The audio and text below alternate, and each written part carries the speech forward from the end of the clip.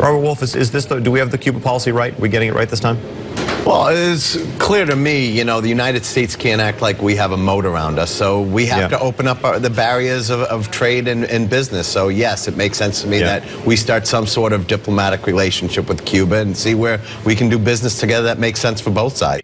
The words of Robert Wolf, president of UBS Investment Bank, on Bloomberg TV, saying it's time to remove the barriers of trade and conduct business in and with Cuba. Back now on America's Forum, it's certainly true all eyes will be on Presidents Obama and Castro at tomorrow's Summit of the Americas, but a whole lot of issues left to address there. Yeah, the U.S. wants to also focus on expanded trade, economic development, and security, but those plans may be sidetracked by the decision to freeze assets and revoke the visas of Venezuelan officials connected to human rights violations and declaring that nation a national security threat. So with that prelude, let's continue our conversation again to Newsmax Washington and my former colleague on Capitol Hill, the ex-Pennsylvania Congressman Bob Walker. Bob, we always hear from the business guys, trade, trade, trade, you gotta trade. We've had 5 decades of basically no trade in Cuba. Is this the right time really to open that market? Well, I have real concerns about it. I have real concerns because it's clear to me that the Russians are attempting to expand their influence into the Caribbean. We'll still use Cuba as one of the bases for bringing their ships in there. The Russians have talked about even introducing things like aircraft carriers into the Caribbean. And then most recently what you've had is the Russians announced that they're going to put jet fighter planes into Nicaragua. That has set off a wave of concern across much of Central America and even into the rest of Latin America. And so it's some of those things, when put in context, questions whether or not this is the time that we ought to be doing the kind of outreach to Cuba that we are. How does it complicate matters, Bob, when it comes to Venezuela being a very strong ally to Cuba? Well, that's a huge complicating factor because clearly Maduro in Venezuela has made quite clear that he wants to use the United States as kind of his punching bag to overcome the concerns that his populace has about the dire economic straits in that country. Some of those dire economic straits are directly linked to the Cuban influence that has been in that country and what they've done in terms of undermining the previous very strong economy there.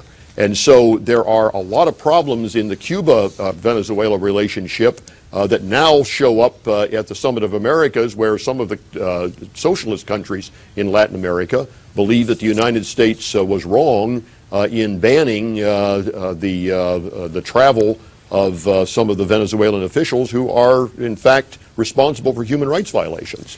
Bob, we are joined via telephone by Ambassador Miguel Lecaro of Panama, who is handling logistics. In fact, he's the chairman of the Logistics Commission for the Summit of the Americas. Mr. Ambassador, good morning, and thank you for joining us by telephone this morning from Panama City. Hi, good morning. It's a pleasure to be here.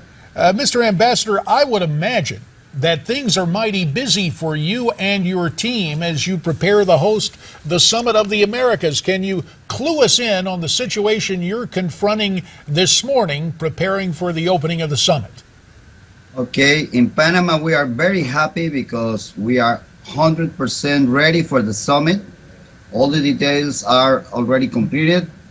The security, the logistic, we are receiving already some of the presidents. Yesterday arrived during the night the First Minister of Belize, and we are ready for this great event.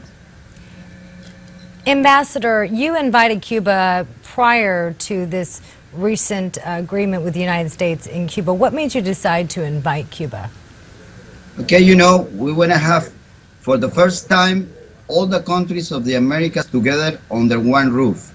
Panama is a point of connection. Panama is a good point of meeting, and then it's going to be a good opportunity to have all the countries. For the first time since 1994, it's going to be all the American countries in one place. And Ambassador, with 1 minute left, all the nations of the Americas under one roof as you talk about it, what has your nation done to prepare in terms of security to blunt any efforts at terrorism during this summit?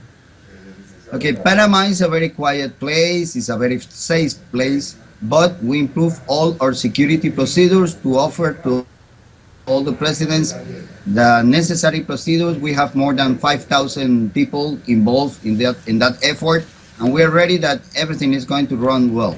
Ambassador Miguel Lecaro, we thank you. Certainly a big job as chairman of the logistics for the upcoming Summit of the Americas, and of course of great import historically and practically with the meeting of President Obama and President Castro. I use that term advisedly when it's Cuba.